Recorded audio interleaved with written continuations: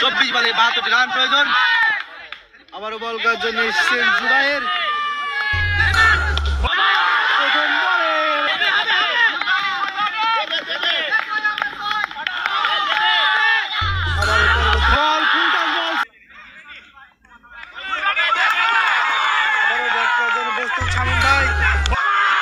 আবারও একটি 6-এর মার হয়ে গেল এখানে। পরবর্তী বল আবারও সজরে হাঁকিয়েছেন এবং আবারও 4-এর মার।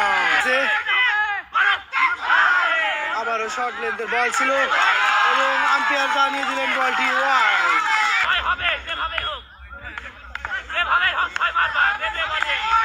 আবারও বল করার জন্য প্রস্তুত জুবায়ের। আবারও হাঁকিয়েছেন এবং বিগ হিট। এই ওভারে 29টি রান আদায় করে নিলেন ব্যাটিং। 12 বলে 33টি রান প্রয়োজন। দেখাই যাক কি করে।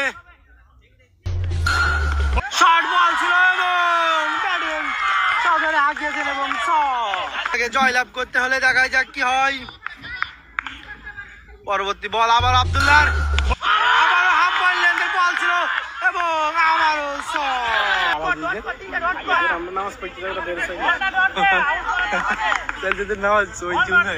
আবারও বল। আবারও শর্ট বল ছিল। 7 বল।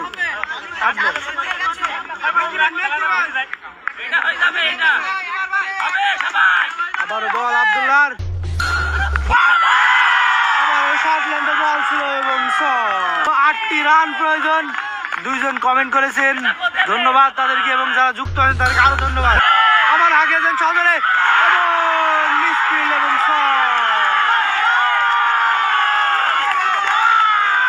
4 বলে 2টি রান প্রয়োজন।